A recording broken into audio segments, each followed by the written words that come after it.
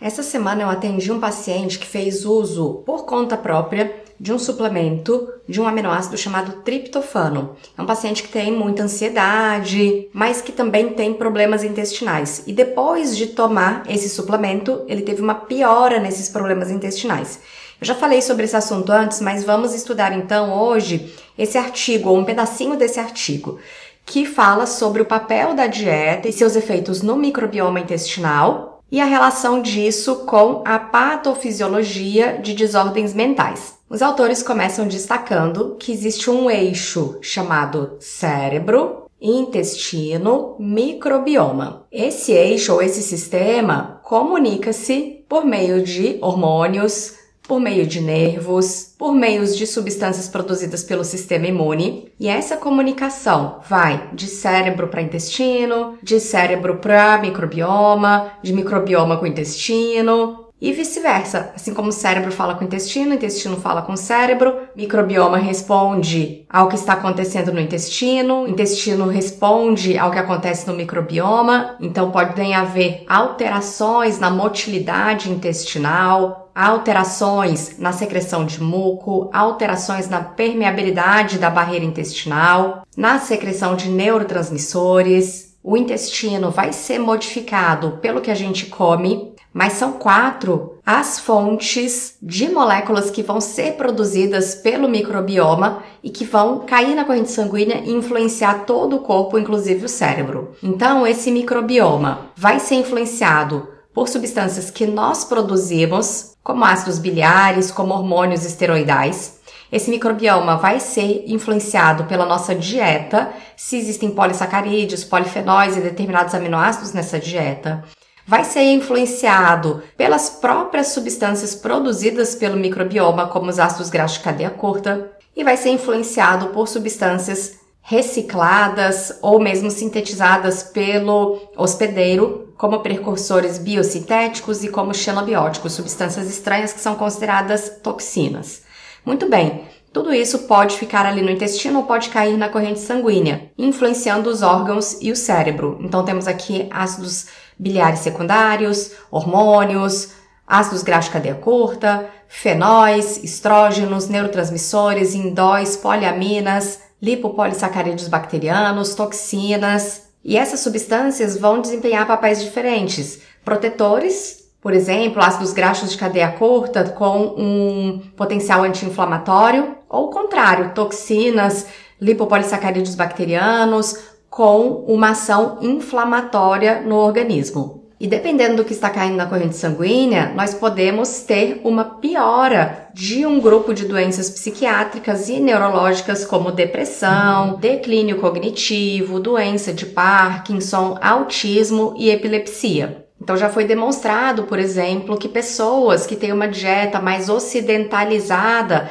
possuem mais sintomas de depressão, pessoas que consomem mais fibras, uma dieta mais baseada em plantas, vão ter uma microbiota melhor, com menos bactérias que produzem toxinas como bacteroides, e isso está associado a menos sintomas de depressão. E você vai ver isso para uma série de doenças, como ansiedade, Parkinson, Alzheimer, autismo, epilepsia, desordens alimentares, transtorno de déficit de atenção e hiperatividade, por diferentes mecanismos. E como eu estava falando, um paciente que tem problemas intestinais e que tem ansiedade comprou e suplementou por conta própria um aminoácido chamado triptofano. O triptofano é um aminoácido importante no nosso organismo, vai entrar na constituição de diversas proteínas e vai ser utilizado também para a fabricação de um neurotransmissor muito importante para o nosso bem-estar, que é a serotonina. O triptofano está presente em alimentos como castanhas, como as leguminosas, feijão, lentilha, ervilha, está presente no ovo, no leite. E quando o triptofano chega ao intestino,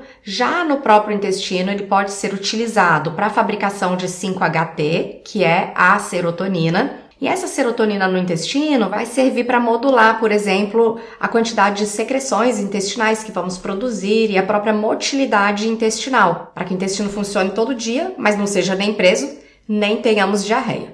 Além disso, essa serotonina do intestino se comunica com o nervo vago, que vai levar mensagens do intestino lá para o cérebro. O cérebro também recebe triptofano e ele pode usar também esse triptofano para produzir a sua própria serotonina. A serotonina no cérebro desempenha várias funções, como melhoria de sono, controle do apetite para que não tenhamos compulsão alimentar, modulação do nosso humor, da dor. Então veja que o triptofano é, de fato, um aminoácido bastante importante na nossa dieta. Contudo, o que acontece? Quando o nosso intestino está muito inflamado, por qualquer motivo que seja, por uma dieta ruim, pelo uso de determinados medicamentos, por uma intoxicação alimentar que piorou a nossa microbiota intestinal, esse triptofano, ao invés de ser convertido em serotonina, vai ser desviado para a via das quinureninas.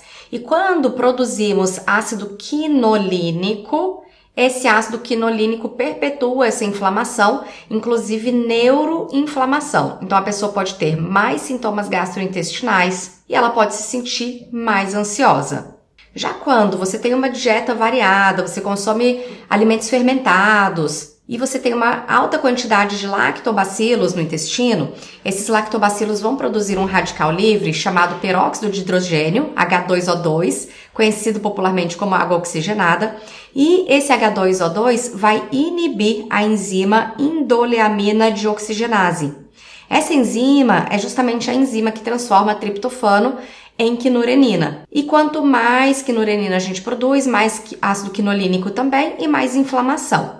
Então, os lactobacilos reduzem a atividade dessa enzima. Por isso, restaurar a microbiota é muito importante. Reduzir a inflamação é muito importante antes de fazer o uso por conta própria de determinados suplementos, como é o caso do triptofano. Esse é um artigo bem grande que vai discutir também o papel da microbiota em várias doenças. Se você quiser saber mais, se aprofundar sobre esse tema, entra lá na minha plataforma T21.video. Nessa plataforma você vai encontrar aulas relacionando a alimentação ao seu cérebro. Tanto aulas sobre fabricação de neurotransmissores e quais nutrientes nós precisamos para fabricar esses neurotransmissores, aulas sobre neurodesenvolvimento, sobre demências, prevenção e tratamento, doenças autoimunes, processo de detoxificação, exames bioquímicos, avaliação nutricional, uma área grande sobre psiconutrição e também sobre interpretação de exames genéticos, assim como tudo que você precisa para ter uma saúde melhor.